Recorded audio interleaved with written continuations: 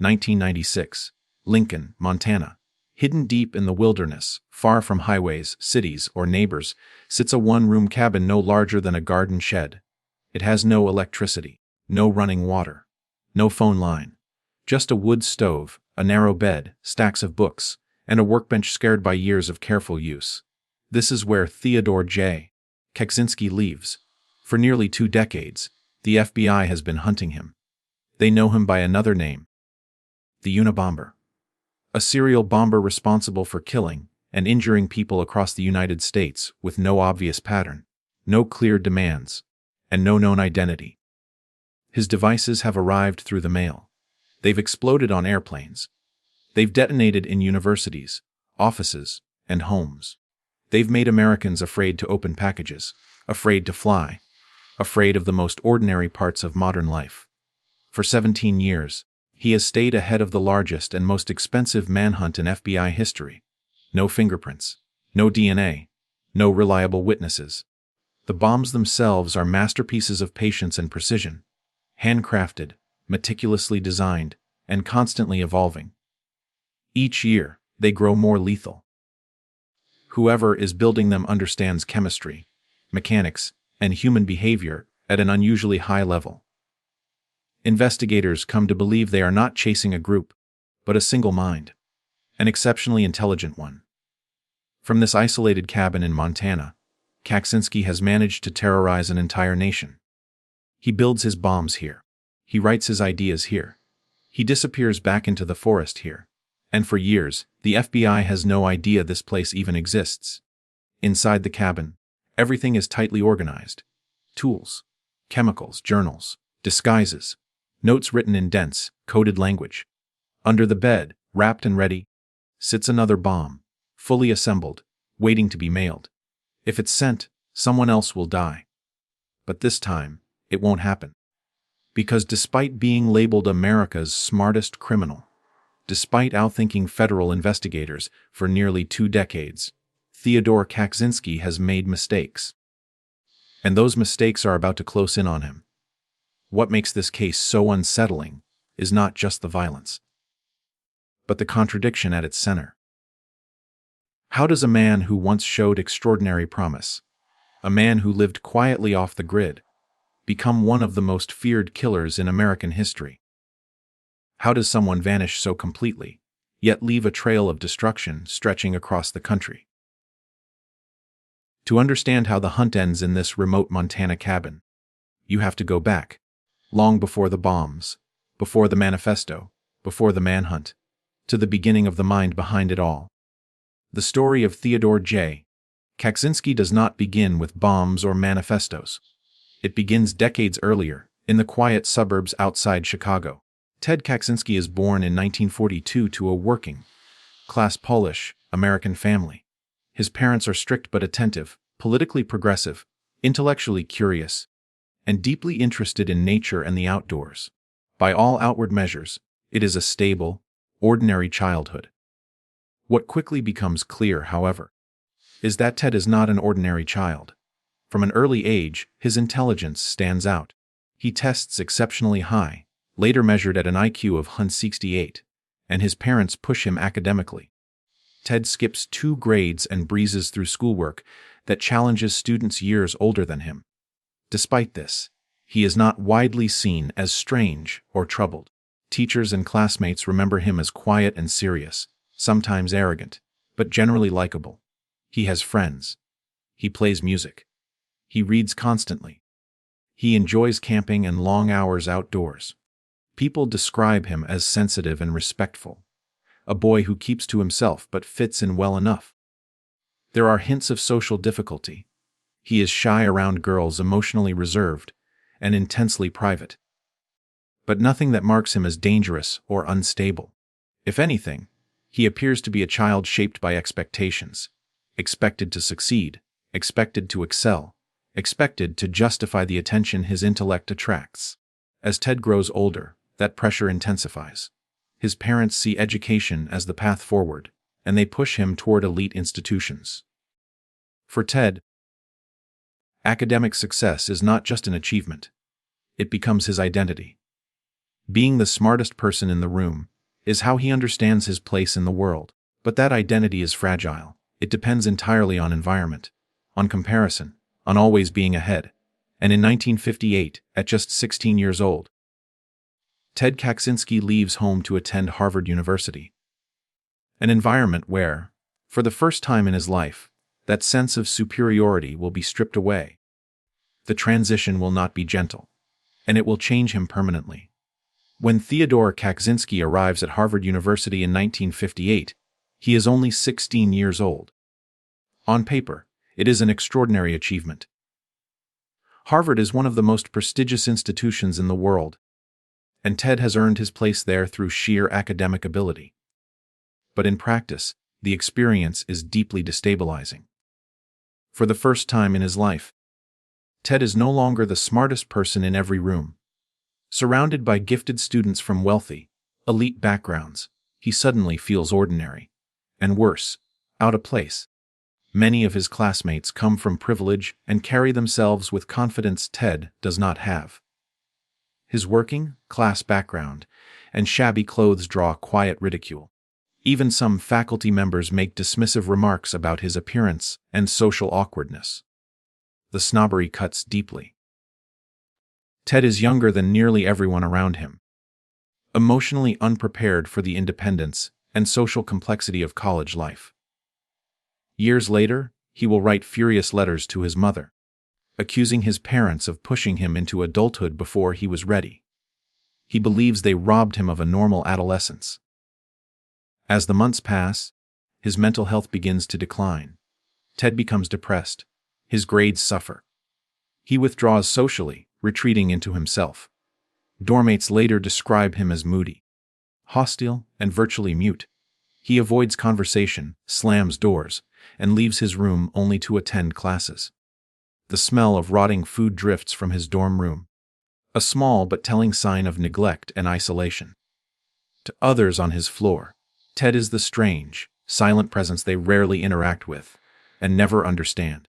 What no one realizes at the time is that this withdrawn behavior has attracted attention. Not from classmates, but from a powerful figure within Harvard's psychology department. A man who is actively searching for students like Ted. Students who are young, intellectually gifted, socially alienated, and psychologically vulnerable. Ted does not know it yet, but his isolation has placed him directly in the path of an experiment that will push him further inward and leave marks that will follow him for the rest of his life. At Harvard, Theodore Kaczynski's isolation does not go unnoticed. It draws the attention of Dr. Henry A. Murray, one of the most influential psychologists in the United States. Murray is a towering figure in the social sciences, a Harvard professor whose theories shape personality research, intelligence testing, and even how the U.S. government evaluates human behavior. By the late 1950s, he is nearing the end of a long and celebrated career, and he is preparing one final, elaborate experiment. This is the height of the Cold War. American intelligence agencies are deeply paranoid that enemy nations have developed advanced methods of brainwashing and psychological control. The CIA, desperate to stay ahead, is quietly funding research into how stress, interrogation, and manipulation can alter human behavior. The project will later become known as MKUltra. Across the country, thousands of Americans are subjected to unethical psychological experiments, often without informed consent. These include sensory deprivation, hallucinogenic drugs, hypnosis, electroshock therapy, and prolonged psychological stress. Many of the records will eventually be destroyed, leaving only fragments of what was done and to whom. Universities play a major role in this research. During this period, the CIA becomes one of the largest sources of funding for psychological studies in the United States. Professors act as intermediaries, some knowingly, others not, recruiting students for experiments tied to military and intelligence objectives. At Harvard, Henry Murray is one of the CIA's most valuable academic collaborators. When Murray recruits Ted Kaczynski, the experiment is framed as harmless personality research. Ted, along with 21 other male students, is asked to write an essay describing his deepest personal beliefs and values. They are told they will later discuss these ideas with another student. That is not what happens. Instead, the essays are handed to lawyers trained in psychological manipulation. The students are brought into brightly lit rooms and subjected to aggressive, hostile interrogations. Their beliefs are attacked methodically. Their logic is ridiculed. Personal weaknesses are exposed and exploited with the explicit goal of humiliation. Electrodes monitor their physiological stress responses throughout the sessions. The experiment does not end there. Over the course of nearly 3 years, the students are repeatedly forced to watch video recordings of their own interrogations, reliving moments of intense stress and degradation again and again. Murray himself later describes the tests as intentionally abusive, designed to examine how much pressure it takes to break an intelligent, educated man. Many participants later report lasting emotional distress.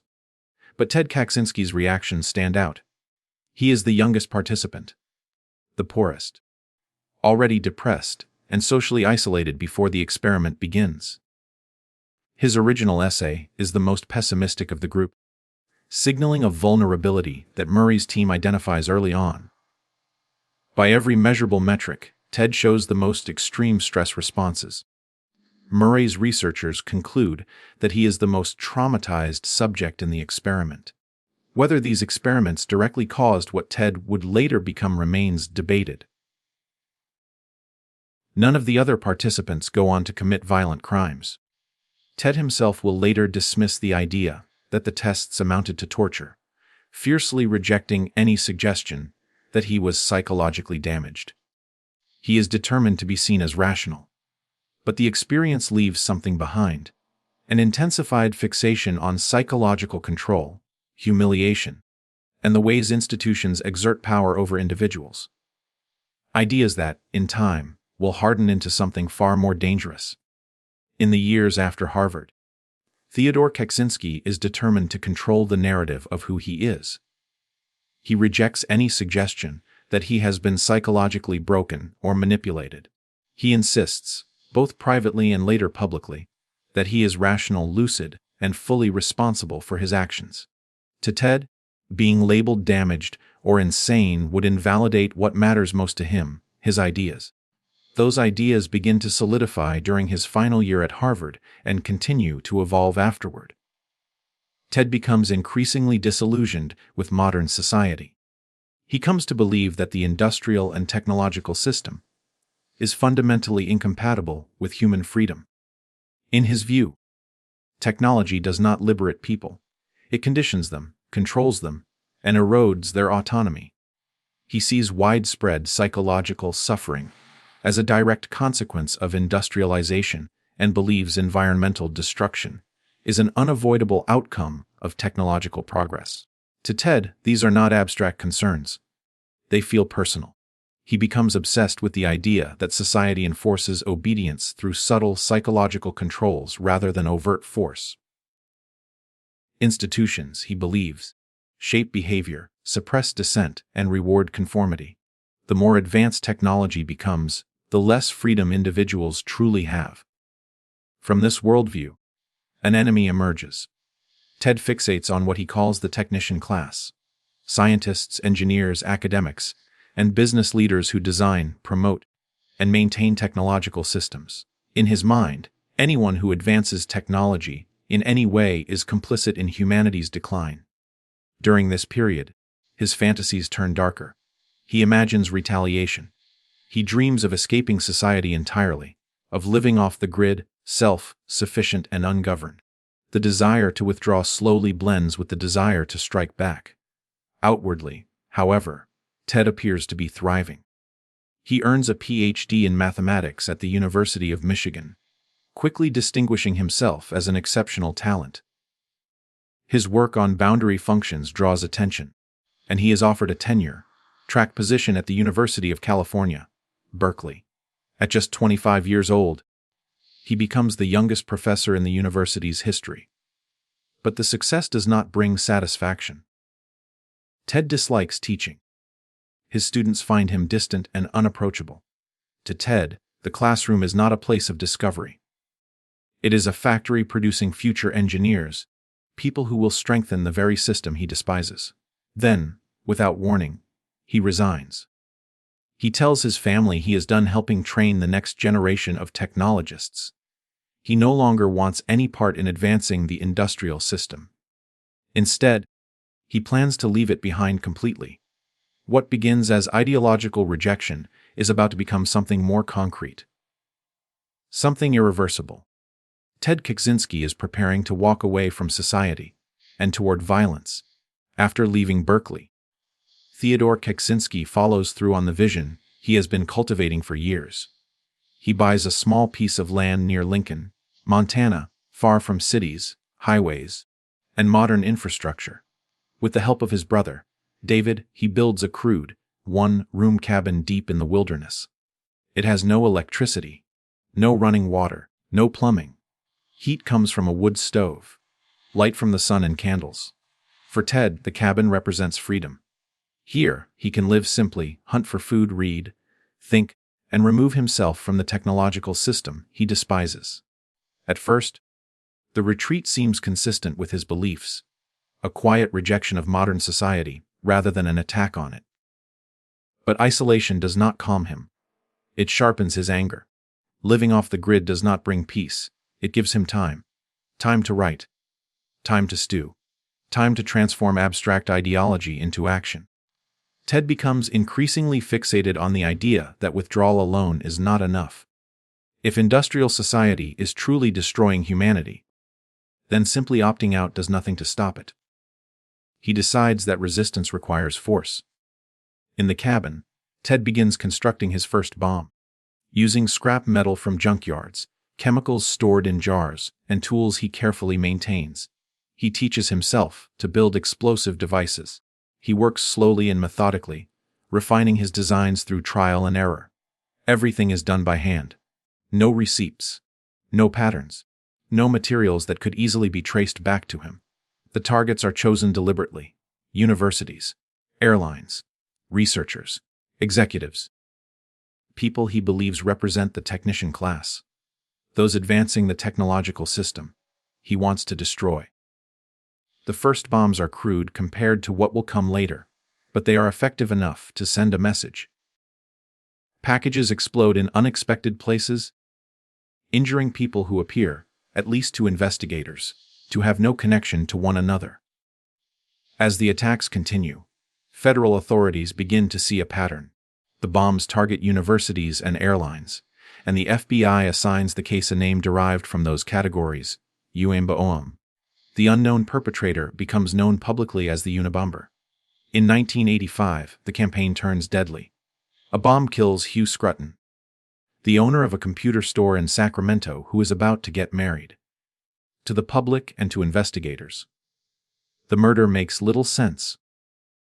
Scruton does not appear to fit the profile of a political target. From his cabin in Montana, Ted reads about the death and reacts not with regret, but with satisfaction. When he learns that the FBI has offered a reward for information, he feels flattered. A man living alone in a 12 by 10-foot cabin, with no electricity or running water, has forced the full attention of the federal government. The bombing campaign has crossed a line. Ted Kaczynski is no longer just rejecting society. He is actively waging war against it. By the mid-1980s, the FBI understands that it is dealing with something unprecedented. The Unabomber's devices are unlike those used by other extremist groups operating at the time. Each bomb is carefully handcrafted, often encased in finely made wooden boxes. There are no fingerprints, no DNA, no fibers, no consistent components that can be traced to commercial suppliers. Every package looks different, yet the construction reveals a single, methodical hand. The victims appear scattered and unrelated: professors, graduate students, airline passengers, a secretary, an airline executive. Some are badly injured. One is killed. There are no letters claiming responsibility, no organization taking credit, no list of demands. In an era defined by protest bombings and ideological violence, the lack of a clear motive is deeply unsettling. Investigators are left guessing. They chase thousands of leads, conduct countless interviews, and spend enormous sums of taxpayer money. The case stretches on year after year, becoming the longest and most expensive manhunt in FBI history. Internally, agents grow frustrated. Privately, some begin to worry that they may never identify the person responsible. From his cabin in Montana, Ted watches the investigation unfold. He remains several steps ahead, moving carefully, studying press coverage, and refining his methods. Each bomb is an improvement over the last, more powerful, more precise, and harder to trace. He treats the process like an engineering problem, solving it piece by piece. Then, in 1987, something changes. A bomb is placed outside a computer store in Salt Lake City. Before it detonates, a woman notices a suspicious man nearby. She gives police a description: a man wearing a gray hoodie, sunglasses, and a mustache. For the first time, investigators have a potential eyewitness. The FBI produces a composite sketch and distributes it nationwide. The image appears on television and in newspapers across the country. Tips pour in. People call in with sightings. For a brief moment, it seems possible that the case is finally breaking open, and then silence. The bombings stop. For 5 years, there are no attacks, no packages, no explosions. The Unabomber vanishes completely. The FBI continues to follow up on leads, but none go anywhere. Gradually, the case grows cold. Inside the bureau, agents suspect the truth. The Unabomber has not quit. He is waiting. In his isolated cabin, Ted Kaczynski is using the pause to perfect his work. The next bombs, he knows, will be far more lethal. But explosives alone are no longer enough. He has come to believe that the violence needs an explanation. If society is going to feel his anger, it must also hear his ideas. And so, during the silence, Ted begins to write. During the Unabomber's 5-year pause in attacks, Theodore Kaczynski retreats deeper into his isolation and into his ideas. Inside his cramped Montana cabin, surrounded by books, chemicals, and journals, he begins writing what will become the 35,000-word manifesto. He is meticulous, obsessively refining every argument and every word. For Ted, the violence is not enough. The world must understand why he acts. His focus is the industrial technological system, which he now sees as the root of human suffering. Technology, he argues, is a form of slavery, stripping people of autonomy, freedom, and purpose. The people advancing technology, the engineers, scientists, and executives, are complicit in this oppression. They are, in his words, the technician class, enemies of humanity. The manifesto is more than ideology. In it, Ted unravels the philosophical logic behind each attack, providing justification while carefully maintaining a calm, rational tone. He does not depict himself as insane. In fact, every page is carefully designed to demonstrate intelligence, coherence, and rationality, as if the work itself were proof of his sanity. Ironically, the manifesto becomes the Unabomber's undoing. Though he does not intend to, Ted reveals patterns unique to himself, distinctive phrasing, logic structures, and ideas mirrored from personal letters and past writing. These subtle fingerprints will later allow investigators, and, eventually, his brother, to identify him. By the early 1990s, Ted is ready to resume his campaign. Bombs are now more sophisticated, more lethal. In 1993 alone, he sends packages to a computer scientist and a geneticist. Both are badly injured when the devices detonate. The bombs continue to serve his philosophy: instill fear, create chaos, and challenge the industrial system. Shortly after, he communicates indirectly with the public, sending letters and setting the stage for a broader revelation. He is not just killing randomly. He is signaling a reason behind the violence, a call for attention to his ideas. By combining ideology and action, Ted Kaczynski transforms from an elusive bomber into a figure whose intellectual and philosophical presence rivals the terror he inspires. The manifesto will not just explain his attacks. It will eventually expose him. Behind the walls of his small cabin, the Unabomber is no longer just a threat with no face. He is a thinker, a strategist, and a planner. And soon, those qualities will make it possible for someone close to him to finally see the truth. By the mid-1990s, the Unabomber's campaign has continued for nearly 2 decades. Packages explode sporadically across the country, leaving a trail of fear, injuries, and deaths. Yet the FBI still has no clear lid in 1995, after killing 2 more people. An advertising executive and a forestry lobbyist. Ted takes a step that will ultimately unmask him. He sends the New York Times a 35,000-word manifesto, demanding it be published. In it, he outlines his arguments against industrial society, warns of further attacks if ignored, and explains the reasoning behind his bombings. The manifesto becomes an instant sensation. Newspapers debate whether to comply. The FBI hesitates, fearing it could encourage a terrorist. But eventually, it is published. Americans across the nation read it, captivated by the strange combination of intellect, philosophy, and violence. Among those readers is David Kaczynski, Ted's brother. David hasn't spoken to Ted in years, ever since Ted withdrew into Montana and cut off family contact. Yet as he reads, subtle but unmistakable details begin to stand out: unique word choices, logical arguments, philosophical positions. The ideas resonate too closely with Ted's known patterns. David's wife, Linda, notices the connections before he does. She presses him to consider a chilling possibility. Could Ted be the Unabomber? At first, David refuses to believe it. The Ted he knows is intelligent and reclusive, but not a killer. Memories of childhood kindness, sensitivity, and shared philosophical debates clash violently with the horror described in the manifesto, but the evidence is undeniable. Dates in the manifesto match Ted's travels. Skills described: carpentry, chemistry, precise engineering, mirror what David knows about his brother. Patterns of thought, logic, and vocabulary confirm it. After agonizing over the moral implications, David makes a fateful decision. He contacts the FBI. The Bureau now has a crucial lead, someone who intimately knows the suspect and can connect the dots. They begin quietly surveilling Ted's Montana cabin, gathering the evidence needed for a search and eventual arrest. The stage is set for the end of a 17-year manhunt. For the first time, the Unabomber, America's most elusive criminal, is within reach. And yet, Ted remains unaware, continuing his work in the isolation he has perfected over decades.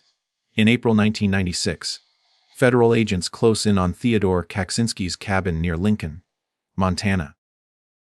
The tip from his brother David has given them the breakthrough they needed. But the operation is delicate. They must avoid alerting him, unsure if the cabin is booby, trapped, or filled with explosives. Ted remains oblivious to the surveillance. Inside his cabin, he is immersed in his work, powdering aluminum for bombs, covered in dust, emaciated from hunting scarcity, with wild hair and rotting clothes. He is the very image of a man cut off from civilization. Yet every detail of his environment is meticulously organized. Chemicals in jars, binders full of coded journals, disguises for delivering packages, and a bomb ready under his bed. When agents approach, Ted opens the door, believing visitors are harmless surveyors. Within moments, he is taken into custody. A search of the cabin reveals staggering evidence: 40,000 pages of journals and plans, most written in an intricate code, even more complex than KGB-era encryption. A key to decipher the code, allowing the FBI to read decades of detailed confessions linking Ted to every bombing. Bombs ready for mailing, including one under his bed intended for an aerospace company in Dallas. The FBI finally has irrefutable proof. Ted is arrested without incident and transported to prison. He does not dispute the journals' authorship. He wrote them partially to prevent claims that he was insane, preserving his identity as rational and deliberate. Ted's family and defense team attempt to argue mental illness, seeking to avoid the death penalty. But Ted is resolute. He refuses to let lawyers plead not guilty by reason of insanity. He would rather defend his beliefs than allow his crimes to be dismissed as the product of madness. In court, he pleads guilty. The sentence: life imprisonment. Even behind bars, Ted continues to live on his own terms intellectually. He writes books, engages in extensive correspondence, and develops relationships that were impossible in his earlier life. Among these is a friendship with Timothy McVeigh, the Oklahoma City bomber, and a profound, long-distance romantic connection with a schoolteacher he calls his lady love. Though confined, Ted's legacy endures, a combination of terror, intellect, and ideology, a life that will continue to fascinate and provoke debate long after the man himself is behind bars. Theodore Kaczynski dies in June 2023 at age 81, succumbing to advanced cancer and ending a life defined by isolation, intellect, and violence. Yet his story does not end with his death. The Unabomber manifesto continues to resonate, disturb, and inspire. Its central argument, that industrial and technological society erodes human freedom and autonomy, strikes a chord with people frustrated by surveillance, environmental destruction, or the pace of modern life. Some find the ideas compelling without condoning the violence. Others are drawn to extremist interpretations. The manifesto also inadvertently serves as a self-portrait. Through his writing, Ted reveals patterns of thought, philosophical obsessions, and personal grudges. It provides insight into how he justified his actions, portraying himself as a rational actor committed to an ideological mission rather than a man driven solely by madness. Ted's diaries, however, tell a darker story. They reveal personal motivations often hidden in the public narrative: anger, resentment, and pleasure derived from inflicting suffering. He wrote of harming animals, fantasized about killing certain people, and expressed hatred toward leftists, doctors, women, and neighbors. Environmentalism, he sometimes mocked, serving as a convenient justification for his violent acts. Despite this, the Unabomber maintains a fascination in popular culture. Teens on social media ironically salute him. Extremists cite his writings as inspiration. Scholars study his psychology. The case remains a cautionary tale about ideology, intellect, and isolation. In the end, Theodore Kaczynski's life is a stark reminder: a brilliant mind, when isolated and consumed by ideology, can inflict extraordinary harm. His story challenges society to examine the intersection of intelligence, morality, and technology, and the fragile boundary between radical thought and violence. The Unabomber is gone, but the questions he raised about freedom, technology, and the human cost of progress continue to linger. His cabin, once a crucible of invention and terror, now stands as a testament to the dangers of isolation, obsession, and the choices of a single, extraordinary mind.